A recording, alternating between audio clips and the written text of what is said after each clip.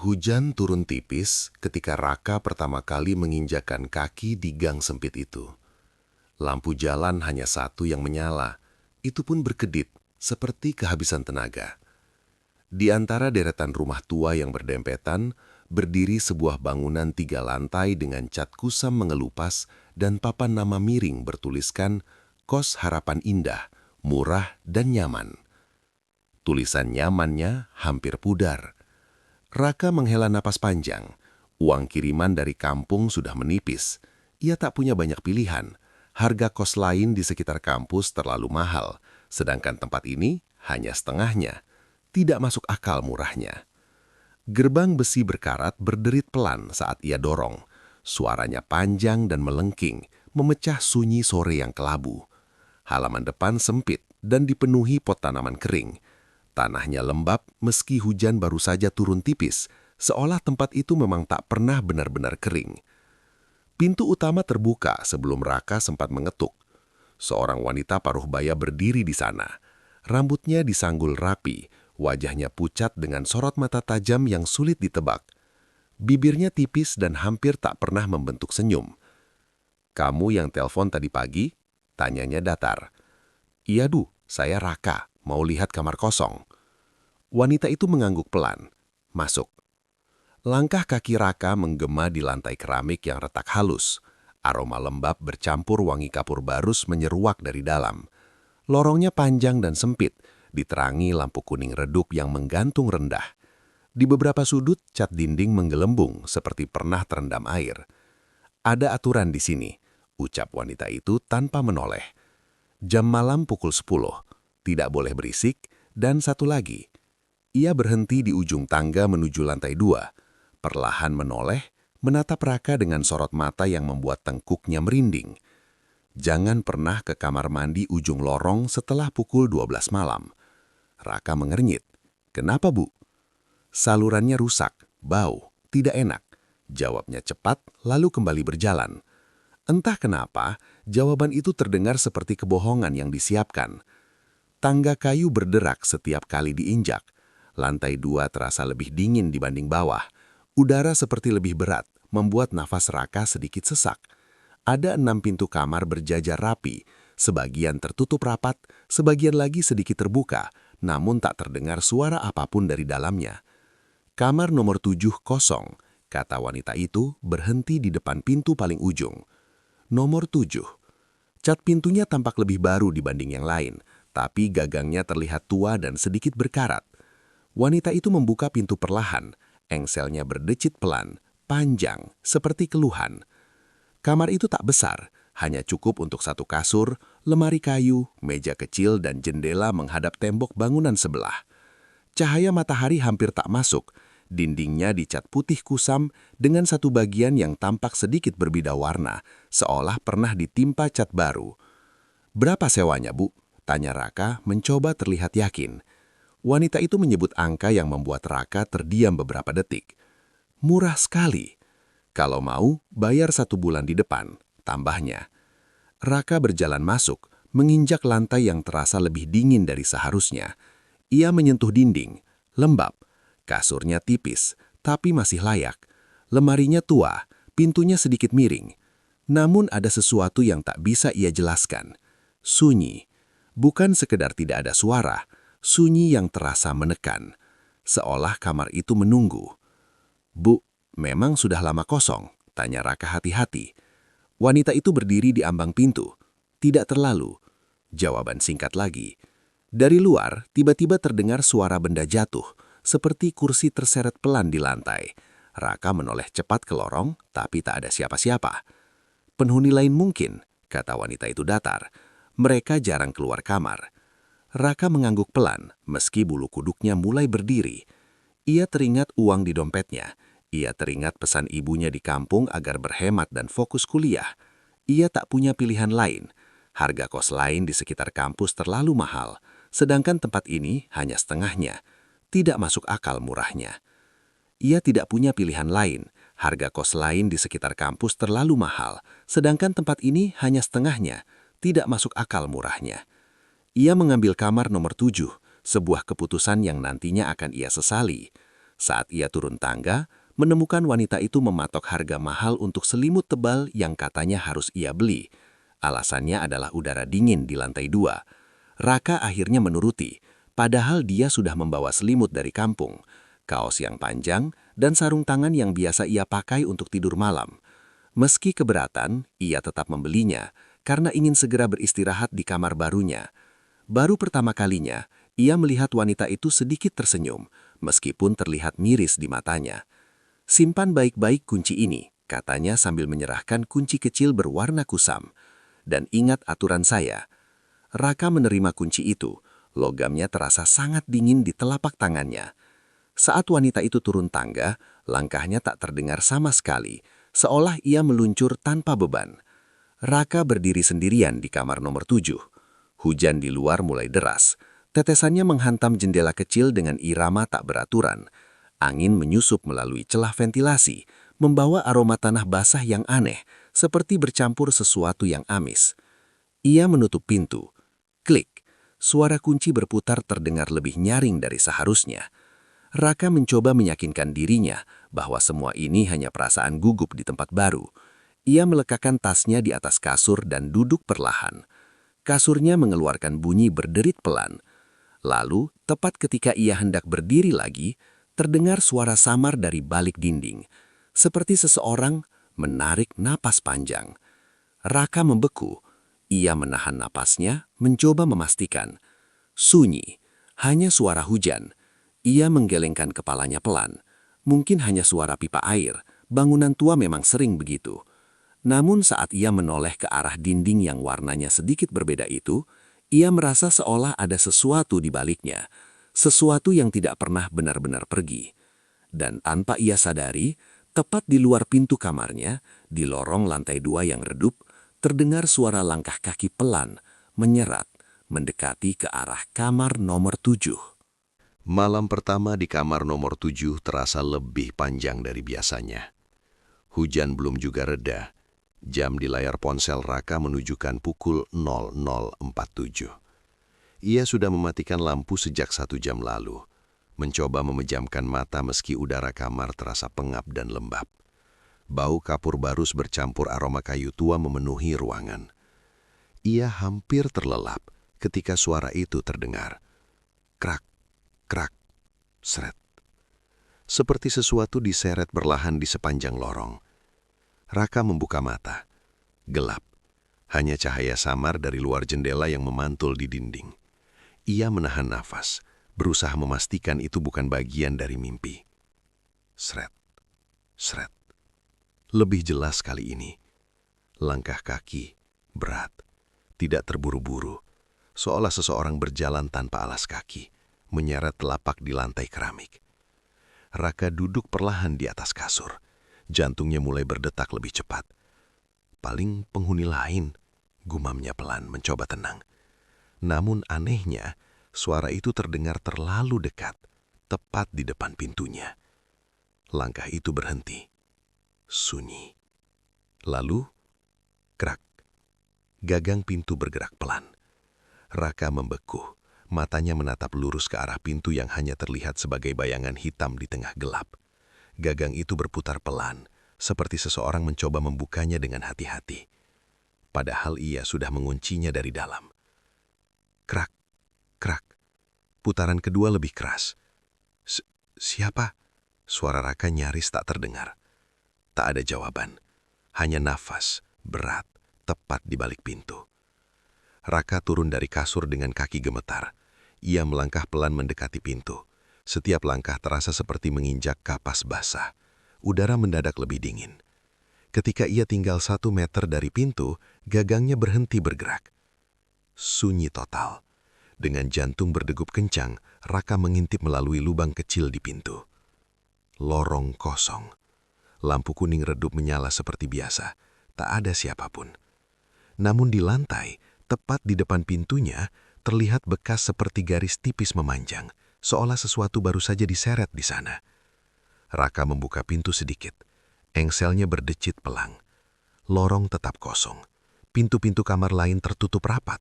Tak ada suara TV, tak ada percakapan, tak ada tanda kehidupan. Mas, terdengar suara pelan dari ujung lorong. Raka tersentak. Seorang pria kurus berdiri setengah tersembunyi di balik pintu kamar nomor 5. Wajahnya pucat, matanya cengkung seperti kurang tidur berhari-hari. "Baru pindah?" tanyanya lirih. Iya, Mas. Tadi ada yang pegang-pegang pintu saya." Pria itu menatapnya lama, terlalu lama. "Kalau dengar suara, jangan dibuka. Biasanya cuma lewat." "Lewat? Siapa?" Pria itu tak menjawab. Ia justru menarik pintunya perlahan. Sebelum benar-benar tertutup, ia berbisik. "Jam 1 lewat. Biasanya mulai." Klik. Pintu kamar nomor 5 tertutup. Raka berdiri terpaku beberapa detik sebelum akhirnya kembali ke kamarnya dan mengunci pintu lebih rapat. Jam di layar ponselnya menunjukkan 0113. Dan tepat saat angka itu berubah menjadi 0114. Brak! Sesuatu menghantam dinding kamar nomor 7 dari arah dalam. Raka terlonjak mundur. Suara itu berasal dari dinding yang warnanya sedikit berbeda. Yang tadi sore terasa lebih lembab dari yang lain. Brak! Kali ini lebih pelan. Seperti pukulan lemah dari sisi sebaliknya. "Tidak mungkin," bisik Raka. Dinding itu berbatasan langsung dengan kamar sebelah yang kosong. Ia yakin tadi pemilik kos mengatakan hanya kamar 5 dan 8 yang terisi di lantai ini. Pukulan itu berubah menjadi gesekan. Grek, grek.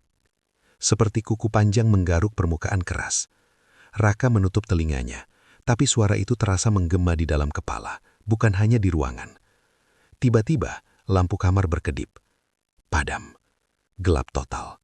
Nafas Raka memburu. Ia meraba-raba mencari ponsel dan menyalakan senter. Cahaya putih kecil itu menyorot dinding. Dan di sana, garis tipis memanjang muncul perlahan di permukaan cat. Retakan halus, seperti goresan dari dalam. Grek, grek. Retakan itu bertambah satu. Raka mundur selangkah. Lalu suara tangisan terdengar, sangat pelan, seperti perempuan muda yang menahan sakit. Tangisan itu datang dari balik dinding. Air mata Raka hampir menetes saking takutnya. Ia mencoba berpikir logis. Mungkin hanya pipa air, mungkin suara angin. Namun tangisan itu berubah menjadi bisikan. "Tolong." Senter di tangannya bergetar. "Siapa?" Suaranya serak. Bisikan itu terdengar lagi, lebih jelas. "Dingin." Angin tiba-tiba berembus dari arah ventilasi, padahal jendela tertutup rapat. Bau amis menyeruak, tajam dan menusuk hidung. Senter berkedip. Tangisan berhenti mendadak. Sunyi. Lalu terdengar lagi suara langkah di lorong. Sret, sret. Berjalan menjauh. Lampu kamar menyala kembali. Dinding kembali tampak normal. Tak ada retakan, tak ada goresan. Seolah tak pernah terjadi apa-apa. Raka berdiri gemetar di tengah kamar. Ia menoleh ke arah pintu, lalu ke arah dinding lembab itu. Malam pertamanya belum selesai. Dan untuk pertama kalinya, ia menyadari satu hal mengerikan. Larangan pemilik kos mungkin bukan tentang kamar mandi, melainkan tentang waktu. Karena sejak lewat tengah malam, sesuatu di lantai 2 ini terbangun. Pagi datang tanpa benar-benar mengusir rasa dingin dari kamar nomor 7. Raka terbangun dengan tubuh lemas dan kepala berat. Ia hampir tak tidur semalaman. Setiap kali memejamkan mata, ia merasa seperti ada yang berdiri di sudut ruangan, mengawasinya dalam diam. Sinar matahari yang seharusnya hangat hanya masuk sedikit melalui jendela kecil yang terhalang tembok bangunan sebelah. Cahaya itu jatuh tepat di lantai dekat kasur. Dan di sanalah Raka melihatnya. Sebuah noda. Awalnya, ia mengira itu hanya bayangan lembab biasa. Tapi ketika ia bangkit dan mendekat, dadanya langsung terasa sesak. Noda itu berwarna merah tua. Tidak terang seperti cat, tapi gelap, kecoklatan di bagian tepinya. Bentuknya tidak beraturan, seperti cairan yang pernah merembes lalu mengering. "Ini apa?" gumamnya. Ia yakin semalam lantai itu bersih. Ia bahkan menyapu sebelum tidur karena merasa tak nyaman. Raka berlutut dan menyentuhnya dengan ujung jari. Kering. Namun ketika ia menggosoknya dengan tisu basah, warna merah itu justru tampak lebih jelas. Bau amis samar tercium. Raka mundur cepat. Tidak mungkin. Ia bergegas ke kamar mandi dalam kamar, mengambil ember kecil dan kain pel. Ia menggosok lantai itu berkali-kali sampai lengannya pegal. Air dalam ember berubah sedikit keruh, tapi noda di lantai tetap ada. Tidak memudar, tidak berubah. Seolah bukan berada di permukaan, melainkan menyerap dari dalam. Dengan nafas tak stabil, Raka berdiri. Ia mencoba meyakinkan diri bahwa itu mungkin karat lama atau bekas cat. Namun bau amis itu semakin terasa saat ia berdiri terlalu dekat. Tiba-tiba, tok, tok, tok. Ketukan pelan terdengar dari arah lemari kayu. Raka menoleh cepat. Lemari itu tertutup rapat sejak kemarin. Ia belum sempat mengisinya dengan pakaian. Tok. Sekali lagi. Perlahan Raka melangkah mendekat. Tangannya gemetar saat memegang gagang lemari yang sedikit miring. Ia menariknya. Krik. Lemari itu kosong. Hanya papan kayu tua dengan bekas goresan di bagian dalam. Namun di sudut bawah, ia melihat sesuatu terselip. Selembar kain kecil. Warnanya putih, atau mungkin dulu putih, kini berubah kusam dengan bercak coklat kemerahan. Raka menelan ludah. Ia tak perlu mendekat untuk tahu warna itu mirip dengan noda di lantai. Tangannya hampir menyentuh kain itu ketika brak! Pintu kamarnya bergetar keras seperti didorong dari luar. Raka tersentak dan menjatuhkan kain itu kembali. "Siapa?" teriaknya refleks. Tak ada jawaban. Hanya sunyi lorong. Dengan jantung berdebar, ia membuka pintu cepat. Lorong kosong. Namun kali ini hawa di luar terasa lebih dingin dari biasanya. Lampu yang tadi pagi masih menyala, kini mati, meski hari sudah terang. Di ujung lorong, dekat kamar mandi yang dilarang itu, genangan air terlihat membasahi lantai. Airnya berwarna samar kemerahan. Raka membelitkan mata. Ketika ia melihat lagi, genangan itu hanya air biasa. Ia menutup pintu dan bersandar di belakangnya. Nafasnya memburu. "Aku cuma kurang tidur," bisiknya pada diri sendiri. Siang itu ia mencoba keluar kos untuk menenangkan pikiran, namun bahkan setelah berjam-jam di luar, bayangan noda merah itu terus menghantuinya. Malam kembali datang terlalu cepat. Pukul 23.58. Raka menatap lantai dengan senter ponsel di tangan. Noda itu masih ada. Ia memutuskan menggeser kasur untuk memastikan tidak ada sumber lain di bawahnya. Dengan tenaga seadanya, ia mendorong kasur menjauh dari dinding. Dan saat itulah, darahnya terasa berhenti mengalir. Di bawah kasur, noda jauh lebih besar, membentuk pola menyerupai siluet tubuh manusia. Bagian kepala jelas terlihat, bagian tangan seperti terentang lemah. Ya Tuhan, nafasnya tercekak. Bau amis kini lebih kuat, menyengat. Tiba-tiba, senter ponselnya meredup. Dari arah cermin di atas meja, terdengar suara retakan halus. Tik. Raka perlahan menoleh. Di dalam pantulan cermin, ia melihat dirinya berdiri membelakangi kasur. Sendirian. Namun, pantulan itu bergerak lebih lambat dari tubuhnya. Raka membeku. Di dalam cermin, bayangan dirinya tidak memegang ponsel, dan tepat di belakang pantulan itu, berdiri sosok perempuan berambut panjang menutupi wajahnya. Bajunya basah, merah. Raka menelan ludah. Ia tak perlu mendekat untuk tahu warna itu mirip dengan noda di lantai. Tangannya hampir menyentuh kain itu ketika brak! Ponselnya Raka jatuhkan. Senter padam, kamar kembali gelap. Ia meraba-raba dinding, mencari saklar lampu. Klik. Lampu menyala. Cermin retak satu garis tipis di tengah. Pantulan kembali normal. Kasur masih tergeser. Namun noda besar di bawah kasur kini tampak lebih pekat. Seolah baru saja basah. Raka mundur hingga punggungnya menabrak pintu. Nafasnya tak terkendali. Dan di tengah ketakutannya, ia menyadari satu hal yang membuat jantungnya semakin tenggelam dalam teror. Noda itu bukan sekedar bekas lama. Ia tumbuh. Perlahan, seperti luka yang tak pernah benar-benar kering. Dan di sudut ruangan, tepat di batas antara dinding dan lantai, sesuatu seperti bayangan hitam merayap pelan, mendekati kasur yang tadi ia geser. Pagi itu, lorong lantai 2 terasa lebih sunyi dari biasanya. Raka membuka pintu kamarnya dengan ragu. Matanya langsung tertuju ke kamar nomor 5, kamar pria kurus yang sempat berbicara padanya malam sebelumnya. Pintu kamar itu tertutup rapat, tapi ada sesuatu yang berbeda.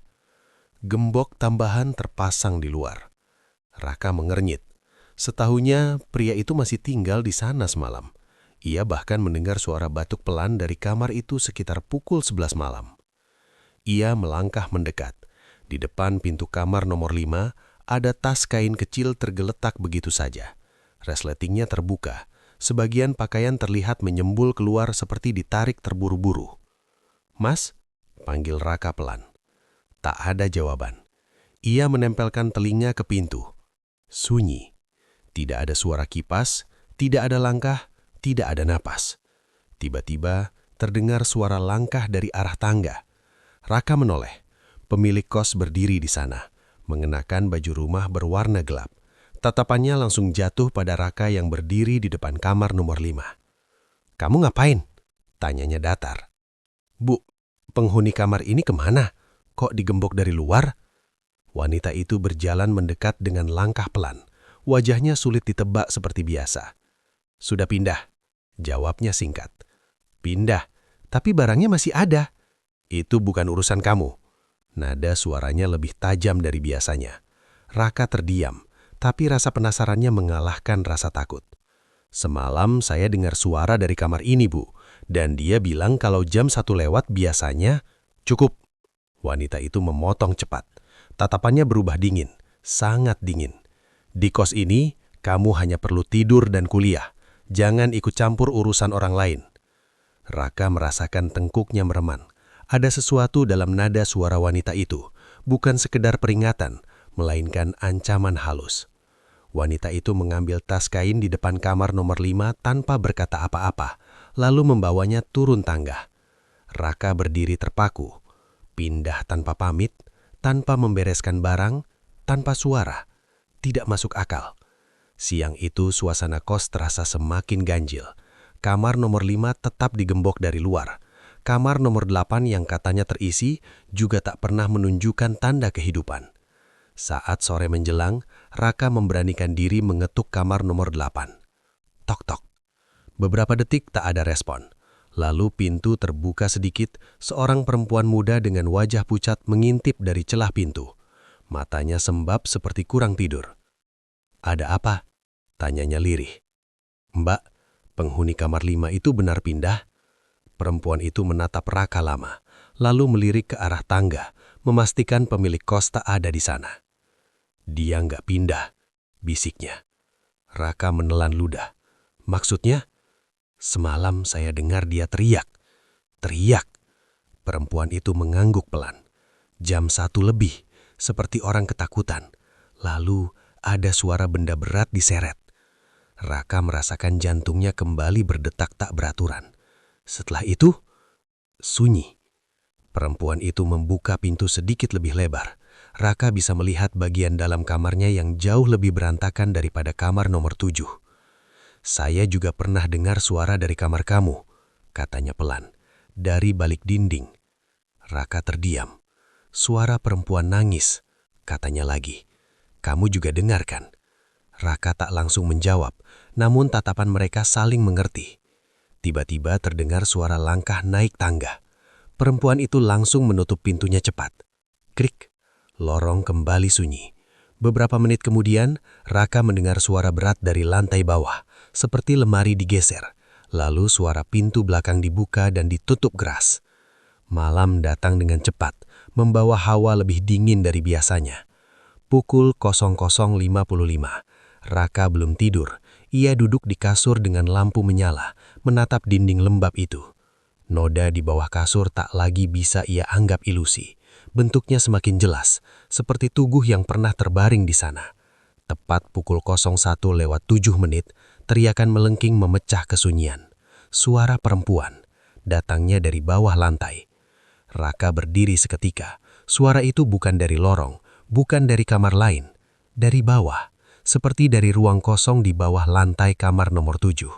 Teriakan itu berubah menjadi suara pukulan. Dum, dum, dum, seolah seseorang terjebak dan memukul dari dalam tanah. Tidak mungkin, bisik Raka gemetar. Ia turun dari kasur perlahan, menempelkan telapak tangannya ke lantai tepat di atas noda besar itu. Dingin. Lalu, sesuatu memukul balik dari bawah. Dum. Raka tersencak dan jatuh terduduk. Dari bawah lantai, terdengar suara param dan penuh luka. Keluarkan aku.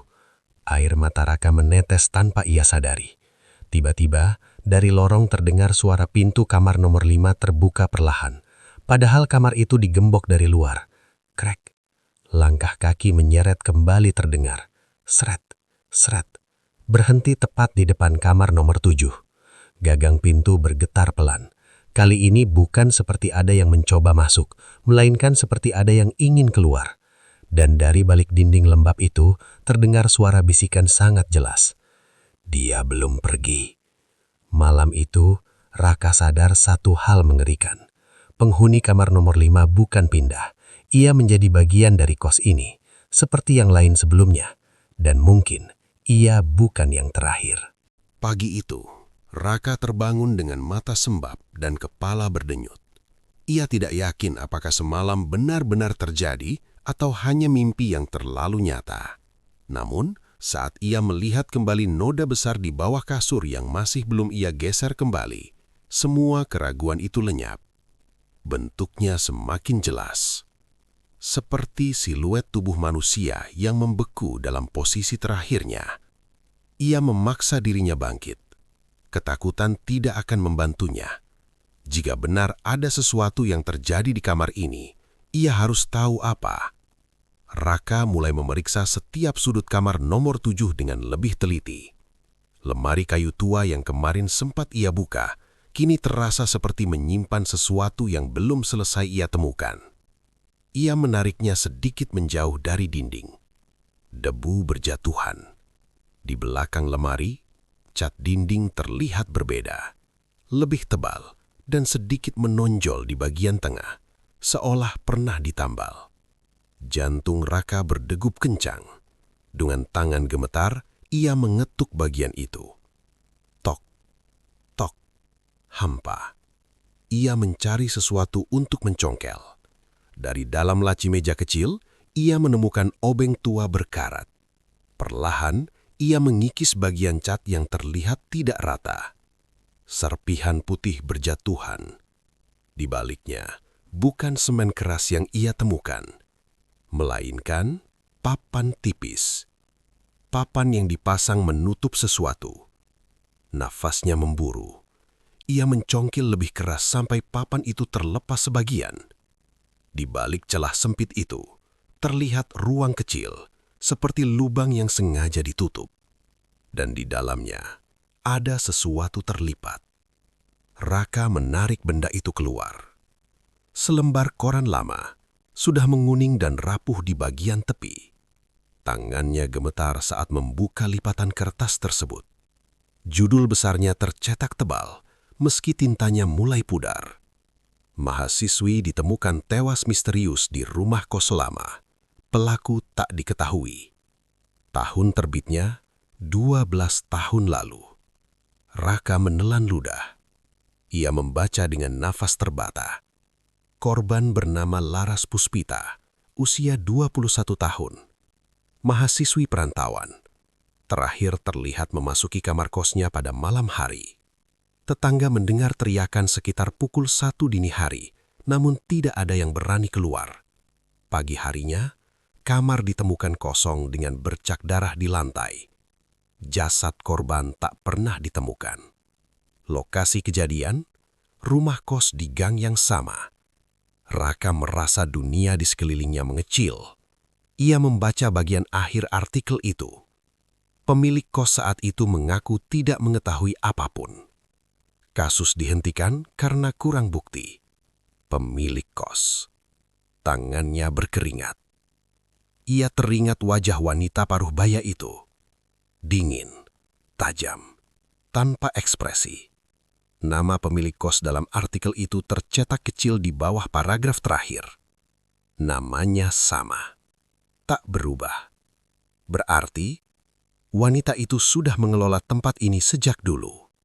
Tiba-tiba angin berembus dari ventilasi, membuat koran tua itu bergetar di tangannya. Dan saat ia melihat lebih dekat pada foto kecil di artikel tersebut, darahnya terasa membeku.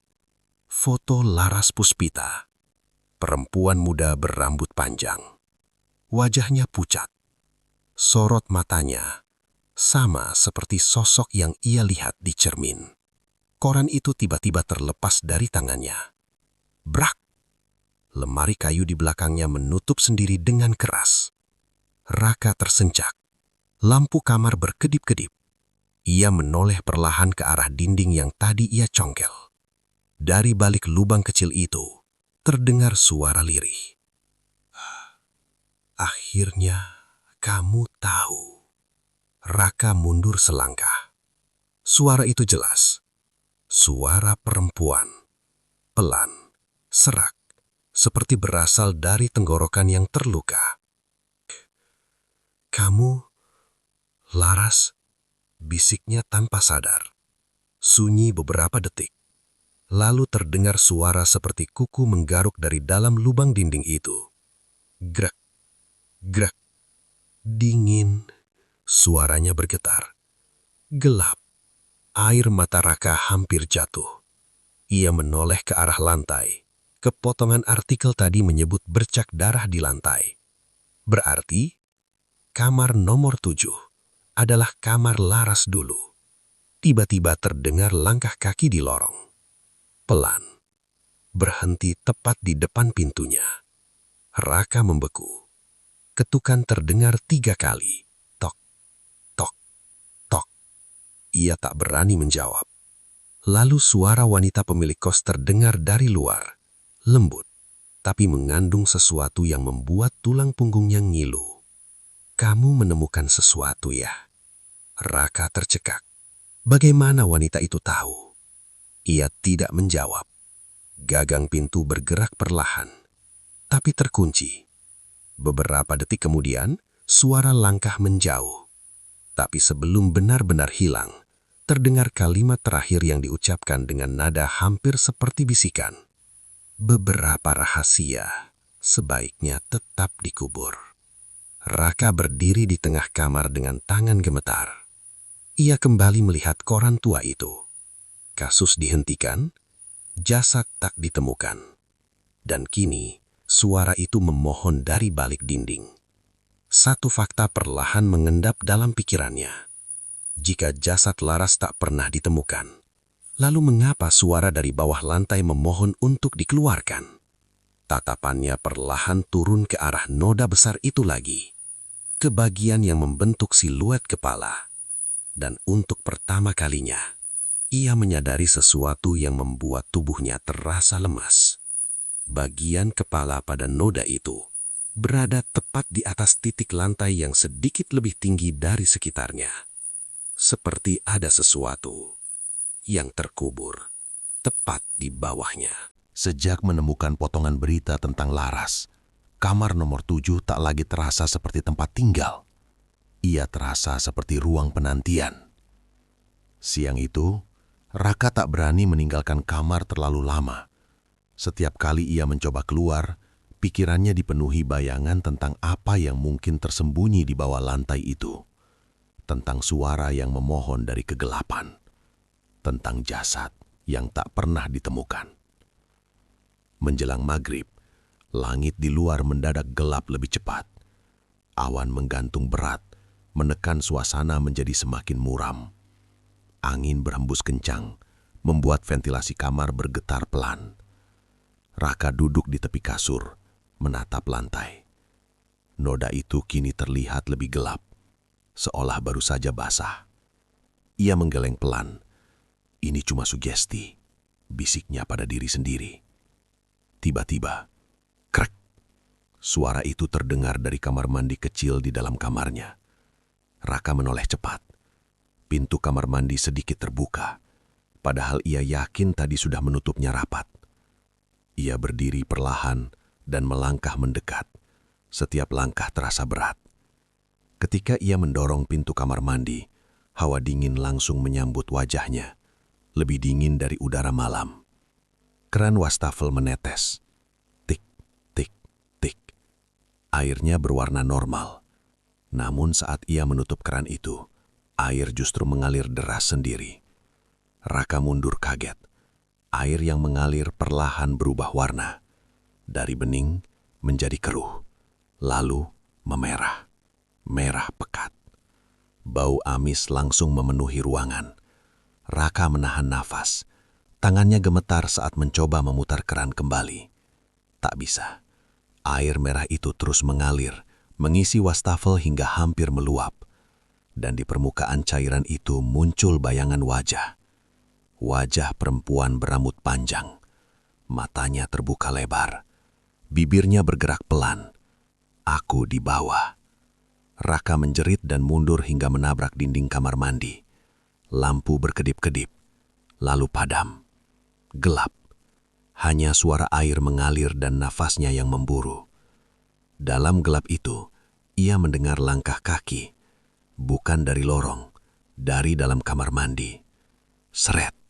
Seperti kaki basah menyeret di lantai keramik. Raka tak berani bergerak. Napas lain terdengar sangat dekat di hadapannya.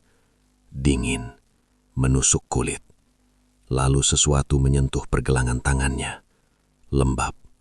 Ia berteriak dan meraba saklar lampu. Klik. Lampu menyala kembali. Air di wastafel kembali bening. Tidak ada siapapun. Namun di lantai kamar mandi ada jejak kaki. Basah. Kecil. Menuju keluar. Jejak itu berlanjut ke kamar. Menuju tepat ke arah noda besar di bawah kasur. Raka mengikuti jejak itu dengan napas tertahan. Jejak basah berhenti di tengah noda, lalu perlahan menghilang, seolah pemiliknya tenggelam ke dalam lantai. Tiba-tiba, terdengar suara ketukan keras dari arah bawah lantai. Dum. Sekali. Dum, dum. Lebih cepat.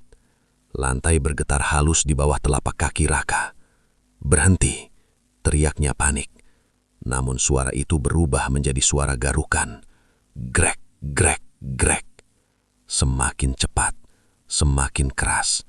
Seolah ada kuku yang mengikis kayu dari bawah. Retakan kecil muncul di permukaan lantai, tepat di bagian kepala siluet noda. Raka mundur beberapa langkah.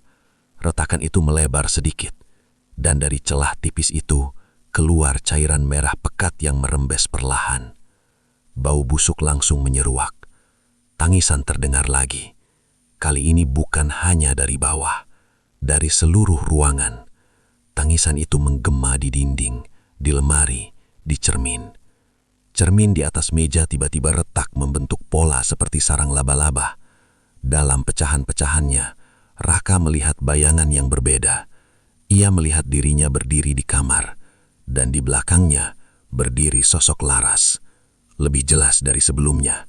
Wajahnya pucat kebiruan. Lehernya terdapat bekas lebam kehitaman. Rambutnya menutupi sebagian wajah. Namun matanya menatap lurus ke arah Raka.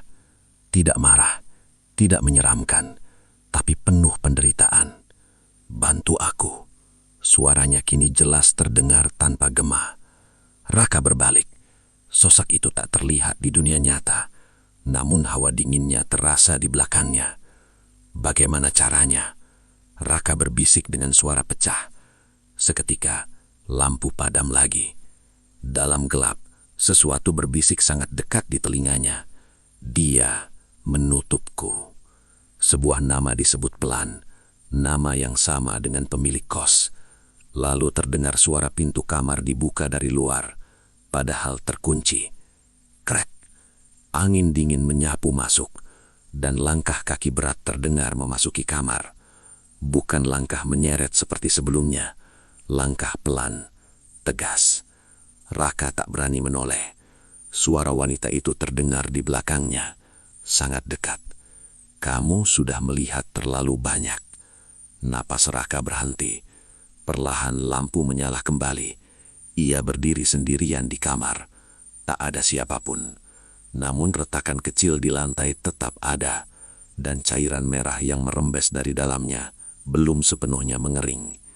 Malam itu, Raka sadar bahwa teror ini bukan lagi sekedar gangguan arwah. Ini adalah pesan, dan sesuatu yang terkubur di bawah kamar nomor 7 sedang berusaha keluar. Malam itu terasa berbeda. Hujan deras menekan atap kamar nomor 7 dengan ritme yang tak beraturan, menimbulkan bunyi denting dan gemuruh yang menembus ke seluruh sudut ruangan. Raka duduk di tepi kasur, menatap noda merah tua yang membentuk siluet tubuh manusia di lantai. Semakin ia menatap, semakin jelas bayangan sosok Laras yang seakan menunggu di balik noda itu. Sejak malam lalu, suara tangisan dan bisikan tak lagi berhenti. Ia bahkan mulai mendengar langkah kaki di lorong lantai 2, meski pemilik kos dan penghuni lain tak terlihat. Detak jantungnya berdegup cepat. Ia sadar satu hal, kamar ini bukan sekedar tempat tinggal, melainkan tempat yang menahan sesuatu yang gelap, sesuatu yang tak pernah bisa lepas. Jam menunjukkan pukul 23.50. Raka menatap pintu kamar mandi di ujung lorong. Pemilik kos sempat memperingatkan, jangan pernah ke kamar mandi ujung lorong setelah pukul 12 malam. Namun rasa ingin tahu dan ketakutan yang menekannya membuat ia memutuskan, malam ini ia harus tahu apa yang sebenarnya ada di balik larangan itu. Ia menyalakan senter di ponsel, menelan ludah dan melangkah keluar kamar. Lorong gelap terasa lebih panjang dari biasanya. Dinding-dindingnya lembab, cat mengelupas dan udara dingin seakan menekan tulang rusuknya. Setiap langkah terdengar bergema, seolah lorong itu menertawakannya dalam diam. Tepat pukul 23.59, ia tiba di depan kamar mandi kecil yang selalu ia hindari. Pintu kayu tua itu sedikit terbuka. Raka menahan nafas dan mendorongnya perlahan. Krik, suara engsel tua terdengar seperti jeritan panjang. Udara di dalam kamar mandi begitu dingin, jauh lebih dingin daripada suhu luar. Ia melangkah masuk, kaki basah karena lantai lembab. Ketika ia menyalakan lampu, cahaya senter memantul pada cermin yang retak di atas wastafel. Retakan itu tampak baru, membentuk garis seperti wajah yang menatap lurus ke arahnya. Air keran menetes perlahan. Tik, tik, tik. Raka memutar keran, berharap suara air akan normal. Namun alih-alih bening, air itu berubah merah pekat. Bau amis menusuk hidungnya. Cairan itu semakin deras, memenuhi wastafel, seolah ingin meluap ke lantai. Dan saat air mengalir, bayangan muncul di permukaan. Sosok perempuan berambut panjang, wajah pucat, matanya menatap kosong tapi penuh penderitaan. Bantu aku. Suara itu terdengar lirih. Raka mundur, tubuhnya gemetar. Ia ingin berteriak, namun suara tercekak di tenggorokannya. Air merah itu semakin naik, meluap ke lantai. Lantai kamar mandi basah dan jejak-jejak kaki basah muncul, jejak kecil yang tampak seperti seseorang melangkah dari wastafel ke arah kamar mandi. Ia menoleh ke arah pintu. Lorong gelap menatapnya. Sesuatu di luar kamar terasa bergerak. Napas dingin menyapu kulitnya, membuat bulu kuduknya berdiri. Dalam ketakutan, ia menoleh ke cermin. Sosok perempuan itu kini muncul lebih jelas. Rambutnya basah dan kusut, bajunya merah penuh noda, dan tangannya seperti meraih ke arahnya. Dia menutupku. Suara itu terdengar lagi, lebih keras, lebih memohon. Raka menelan ludah. Ia tahu suara itu bukan sekedar ilusi. Laras ada di sana, terjebak di kamar mandi ini, di kos ini, di dalam noda yang membentuk tubuhnya di lantai kamar nomor 7. Napasnya memburu, ia harus keluar, tapi langkahnya tertahan. Tangannya gemetar saat ia menyentuh gagang kamar mandi. Saat ia menoleh ke lantai, noda merah yang membentuk siluet Laras seolah bergerak. Bagian kepala seakan mengadah, menatap lurus ke arah Raka. "Selamatkan aku," bisik suara itu. Raka menelan ludah. Ia tahu ia harus membuka sesuatu yang tersembunyi. Ia berjalan ke bagian lantai dekat siluet, mengangkat kasur tipis. Noda itu semakin gelap seolah mengabsorpsi cahaya di sekitarnya. Ia meraba-raba permukaan lantai dan menemukan retakan kecil di bagian kepala siluet. Hatinya berdebar. Tanpa berpikir panjang, ia mencungkil retakan itu dengan tangan kosong. Sejuknya permukaan lantai menembus kulit, menimbulkan rasa aneh, seperti sesuatu yang hidup di bawahnya. Tiba-tiba, lantai di bawah tangannya bergetar, dan tingan halus terdengar, diikuti suara garukan kuku dari bawah. Grek, grek, grek. Raka mundur ketakutan. Air merah di kamar mandi kini tumpah keluar, menyebar di lorong, membentuk jejak yang bergerak menuju kamar nomor 7. Ia menoleh ke arah cermin, dan sosok Laras kini ada di sana, menatap lurus ke arahnya. Tangannya meraih, seolah ingin menarik Raka ke dalam cermin. Lampu kamar berkedip, gelap. Dalam kegelapan, langkah berat terdengar dari lorong.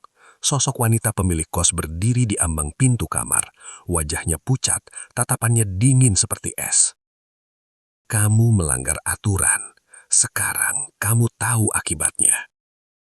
Raka berteriak, namun suara itu hanyalah gema di kepalanya sendiri. Lampu menyala lagi. Sosok Laras menghilang dari cermin. Air merah di lorong menghilang. Lantai kamar mandi kering. Namun, retakan di lantai tetap ada. Noda merah semakin gelap. Raka tahu satu hal dengan pasti. Larangan pemilik kos bukan untuk keselamatan biasa. Ini untuk menjaga sesuatu tetap terkubur. Dan malam itu, ia sadar bahwa dirinya baru saja membuka pintu pertama menuju kengerian yang lebih besar. Sesuatu yang sudah menunggu bertahun-tahun untuk dilepaskan. Dan dari balik retakan lantai itu, terdengar lagi suara lirih yang menusuk ke dalam tulang. Jangan tinggalkan aku. Raka berdiri terpaku, tubuhnya gemetar, sadar bahwa apa yang ia lihat malam ini hanyalah awal dari teror yang sesungguhnya.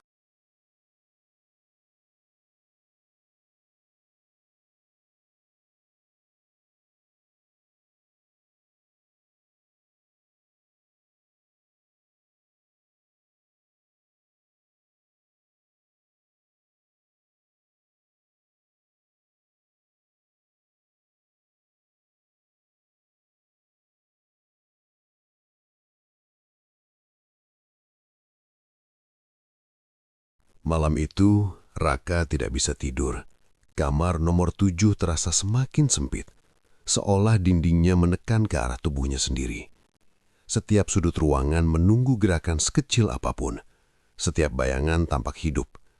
Ia duduk di tepi kasur, menatap noda merah tua yang membentuk siluet tubuh manusia di lantai, dan merasa seolah mata Laras menatapnya dari bawah lantai.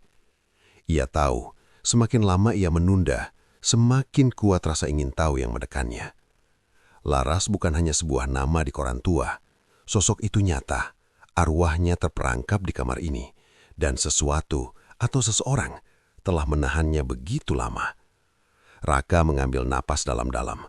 Ia harus tahu siapa pemilik kos sebenarnya, dan mengapa tempat ini menyimpan rahasia yang begitu gelap. Ia menyalakan ponsel, membuka mesin pencari, dan mulai menelusuri informasi. Nama pemilik kos, wanita parubaya itu tampil di beberapa arsip lama. Tapi semuanya samar. Tidak ada foto terbaru, hanya berita tua tentang kasus hilangnya seorang mahasiswi. Dan nama wanita itu tercatat sebagai pemilik kos pada waktu itu. Ia menelan ludah.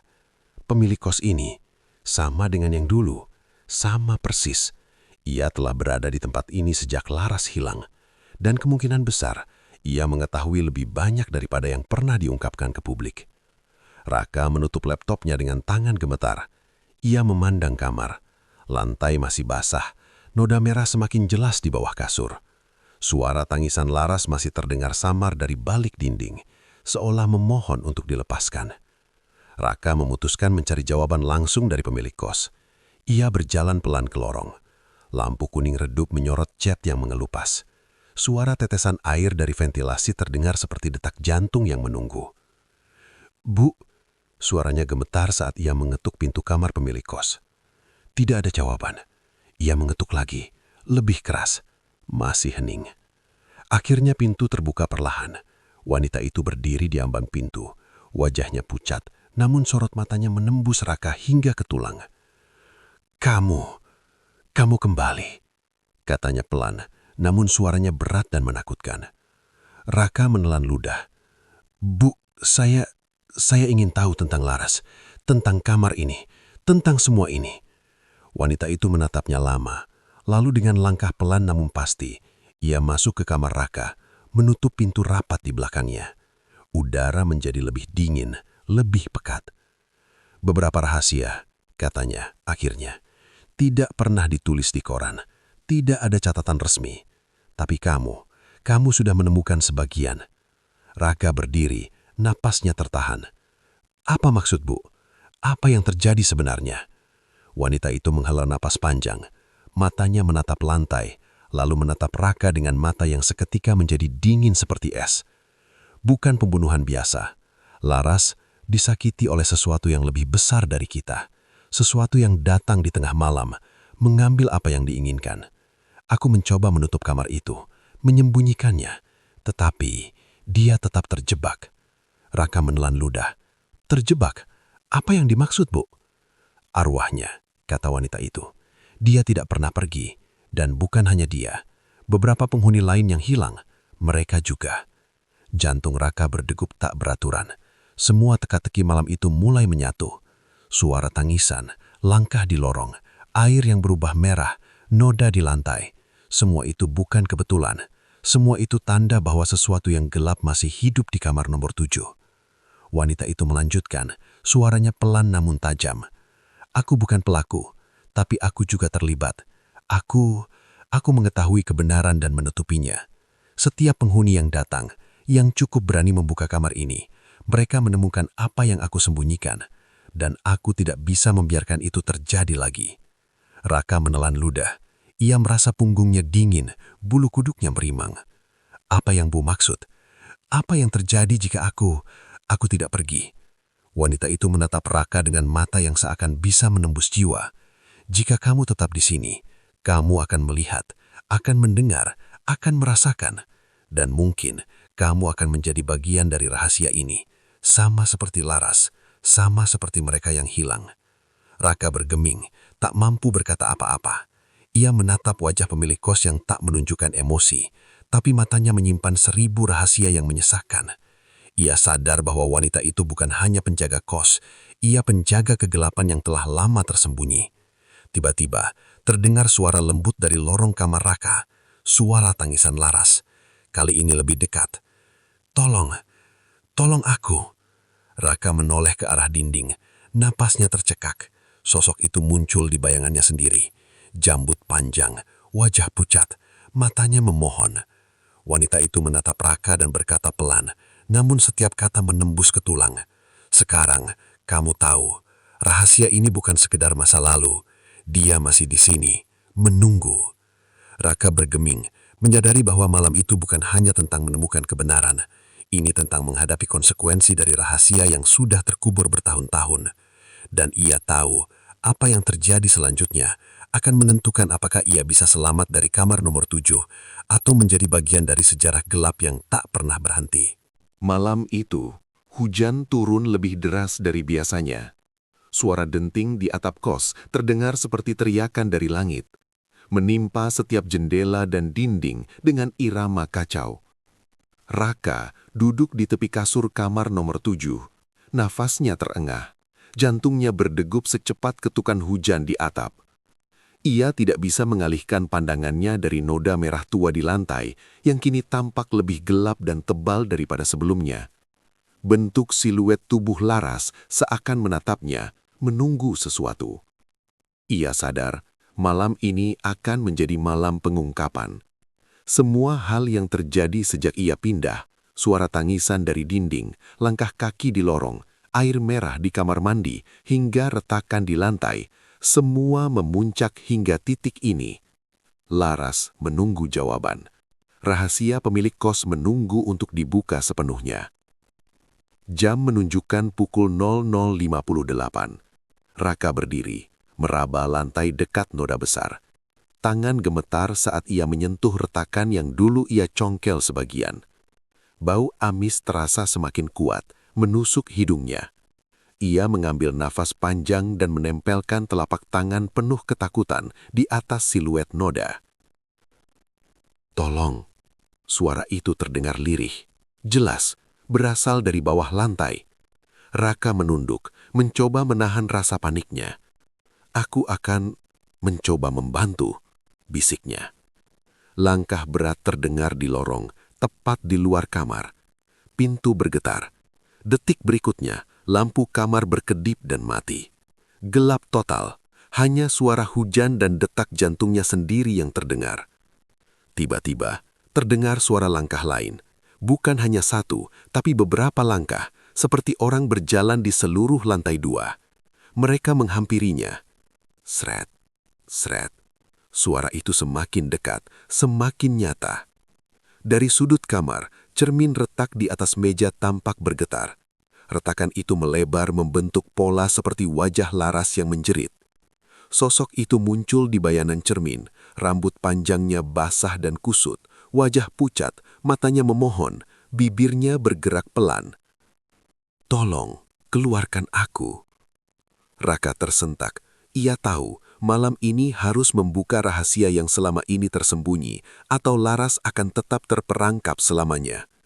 Ia menengok ke arah wanita pemilik kos yang berdiri di ambang pintu kamar dengan wajah pucat, tatapan dingin, dan penuh kewaspadaan. "Kamu tidak seharusnya berada di sini," kata wanita itu, suara serak dan penuh ketegangan. "Apa yang kamu lakukan akan menentukan nasibmu." Raka menelan ludah. Aku harus membantu Laras. Aku tidak bisa diam." Wanita itu menatapnya lama, lalu menarik nafas dalam-dalam. "Kalau kamu membuka sepenuhnya, kamu akan melihat kegelapan yang lebih besar dari yang bisa kau bayangkan. Apakah kamu siap?" Raka mengangguk, meski seluruh tubuhnya gemetar. Ia menunduk ke lantai, menempelkan tangan di retakan dan mendorong sedikit papan yang menutup lubang sempit di bawahnya. Suara gesekan terdengar dari dalam, seperti sesuatu bergerak, berusaha melepaskan diri. Dum, dum, dum. Lantai bergetar di bawah tangannya. Suara garukan kuku semakin keras, cepat, panik. Bau amis semakin menusuk. Tangisan Laras kini terdengar di seluruh kamar, menyatu dengan gema lorong. "Tolong aku di sini." Raka mundur beberapa langkah, tubuh gemetar. Namun sesuatu memaksa tangannya kembali ke retakan itu. Sosok Laras muncul dari celah, setengah nyata, setengah bayangan, wajahnya meringis kesakitan. Rambut panjangnya menutupi sebagian wajah, tapi matanya menatap lurus ke Raka. "Raka, keluarkan aku."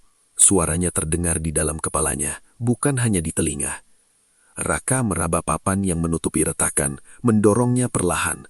Dari celah sempit, sesuatu mulai merayap keluar. Bukan sepenuhnya manusia, tapi bayangan tubuh yang basah, lembab dan dingin. Cairan merah pekat menetes ke lantai, bergabung dengan noda di bawah kasur. Bau amis semakin kuat, menusuk seluruh indera Raka. Wanita pemilik kos melangkah maju. Jangan lepaskan dia," suaranya tegang. "Aku sudah menahan ini bertahun-tahun." Tapi Raka tak bisa berhenti. Ia tahu ini satu-satunya cara untuk membebaskan Laras. Ia menarik papan itu sepenuhnya, membuka lubang kecil di bawah lantai. Seketika, bayangan Laras keluar sepenuhnya, tubuhnya basah dan transparan, menatap Raka dengan tatapan penuh rasa syukur dan penderitaan. Tangannya meraih ke arah Raka. "Terima kasih," bisiknya lirih. Namun saat Raka menatap ke lantai, ia menyadari sesuatu yang menakutkan. Noda merah di lantai bergerak sendiri. Bentuk siluet itu berubah, membentuk tubuh lain, lebih besar, lebih gelap, dan bergerak perlahan ke arah Raka. Wanita pemilik kos menjerit, "Itu bukan Laras, jangan biarkan keluar." Tapi sudah terlambat. Sesuatu dari dalam retakan itu, lebih gelap dan penuh kemarahan merayap ke lantai kamar. Bau busuk menusuk, tangisan menjadi tawa seram yang menggema di seluruh bangunan. Raka terpaku, jantungnya seakan berhenti. Laras kini bebas sebagian, tapi kegelapan yang menahan dirinya selama ini ikut keluar, mengisi seluruh kamar dengan hawa dingin yang menelan. Wanita pemilik kos melangkah maju, mengangkat tangan, dan sebuah suara berat menggema di udara. Jika dia dilepaskan sepenuhnya, kamu akan menanggung akibatnya. Raka menatap Laras yang kini setengah nyata, setengah bayangan, menatapnya penuh permohonan. Ia sadar bahwa malam pengungkapan ini bukan hanya tentang membebaskan Laras. Ini tentang bertahan hidup dari rahasia yang selama ini terkubur. Dan di dalam lubang lantai itu, sesuatu yang lebih gelap dan lebih kuat dari yang bisa dibayangkan mulai bergerak keluar, menatap langsung ke arah Raka dengan mata kosong yang penuh dendam. Raka tahu, malam ini hidupnya akan berubah selamanya. Malam itu, hujan telah berhenti, tetapi udara tetap dingin menusuk hingga ke tulang. Kamar nomor 7 penuh dengan ketegangan yang nyaris tak tertahankan. Lampu berkedip beberapa kali, kemudian mati total, meninggalkan Raka dalam kegelapan yang pekat. Ia duduk di tepi kasur, napasnya memburu, tangan gemetar menempel di lantai yang basah oleh noda merah tua yang kini tampak lebih tebal dan pekat. Bayangan Laras sudah terlihat jelas. Ia berdiri di dekat retakan lantai, rambut panjangnya menutupi sebagian wajah, matanya menatap Raka penuh permohonan dan ketakutan. Tubuhnya setengah nyata, setengah bayangan, bergerak perlahan menuju ke arah retakan di lantai yang dulu menahan rahasianya selama bertahun-tahun. "Raka, tolong aku sudah terlalu lama di sini." Suara Laras terdengar di kepala dan telinganya secara bersamaan. Raka menelan ludah. Ia tahu malam ini adalah titik akhir dari semua teror yang ia alami sejak pindah ke kos ini. Laras sudah menunggu pembebasan. Namun bersamanya datang kegelapan yang jauh lebih besar, sesuatu yang bahkan pemilik kos tak mampu kendalikan. Dari lorong, langkah berat terdengar. Semakin dekat, wanita pemilik kos muncul di ambang pintu. Wajah pucat namun matanya dingin, menatap Raka seolah menilai hidup atau matinya malam ini. "Kamu tidak seharusnya berada di sini," katanya serak. "Sekarang kamu sudah melanggar batas dan aku tidak bisa menahan semuanya lagi." Raka menatap Laras, kemudian lantai. Hatinya berdegup kencang, tapi rasa takut itu kalah oleh tekad. Ia menempelkan kedua tangan pada retakan lantai, mendorong papan penutup dengan segenap tenaga. Dentingan terdengar dari bawah, seolah sesuatu yang hidup di sana berontak, ingin keluar. Dum, dum, dum. Lantai bergetar di bawah telapak tangannya. Suara garukan kuku terdengar semakin keras dan cepat. Bau amis menusuk hidungnya, seolah darah lama dan kehancuran terperangkap di udara. Tiba-tiba, cahaya redup muncul dari celah retakan. Bayangan yang gelap dan padat mulai muncul, lebih besar dan menyeramkan daripada yang pernah Raka bayangkan. Sosok itu bukan Laras, melainkan entitas yang menahan arwahnya selama bertahun-tahun, sesosok kegelapan murni. Tubuhnya gelap pekat, mata kosong menatap Raka tanpa berkedip. Wanita pemilik kos berteriak, "Jangan lepaskan dia, jangan biarkan keluar." Namun suara itu tak lagi memiliki kekuatan. Raka sudah mendorong papan sepenuhnya, membuka jalan bagi Laras. Tubuh Laras melesat dari retakan, cahaya samar menyelimuti tubuhnya. Ia bergerak cepat menuju Raka, tangannya meraih untuk menyentuh Raka.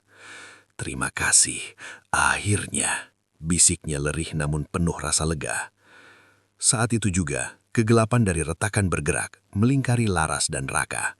Cairan merah pekat tumpah ke lantai, membentuk pola kacau. Bau amis menyeruak semakin kuat. Raka merasa hawa dingin menusuk ke seluruh tubuh, seolah kegelapan itu mencoba menyeretnya masuk ke dalam retakan. Sosok pemilik kos maju, menepuk tangan dan berteriak keras. "Aku sudah menahannya bertahun-tahun. Kalian berdua tidak akan selamat jika kalian melepasnya." Namun Raka sadar satu hal, kegelapan itu tidak akan bisa menghentikan Laras lagi. Ia menggenggam tangan Laras, menariknya ke arah dirinya, menatap entitas hitam yang mengelilingi mereka. Suara tangisan, teriakan dan bisikan terdengar di seluruh ruangan, seolah ratusan arwah tertahan selama bertahun-tahun ikut muncul bersamaan. Tiba-tiba, cahaya lembut keluar dari tubuh Laras. Ia memekik pelan, namun intensitas cahaya itu semakin kuat, menusuk ke arah entitas gelap. Sosok kegelapan itu meringkuk, menjerit tanpa suara, berusaha menahan cahaya yang muncul dari Laras. Raka menutup mata, menggenggam tangan Laras lebih erat. Retakan di lantai mulai menutup perlahan, suara gemuruh terdengar, lantai bergetar hebat. Cairan merah perlahan menyusut. Noda di lantai tampak memudar, namun tetap meninggalkan bayangan samar tubuh Laras yang dahulu terjebak. Wanita pemilik kos berjerit keras, wajahnya pucat ketakutan. Ia coba melangkah maju, namun sebuah tarikan tak terlihat menghentikannya. Sesuatu di kamar ini menolak keberadaannya, menolak siapapun yang mencoba menahan kebenaran. Dengan napas berat, Raka membuka mata. Laras berdiri sepenuhnya di hadapannya, tubuhnya utuh namun tetap bersinar samar. Entitas gelap itu kini lenyap, tertelan cahaya yang keluar dari Laras. Ruangan menjadi tenang, hanya suara hujan yang tersisa, menetes dari genting namun kini lebih lembut.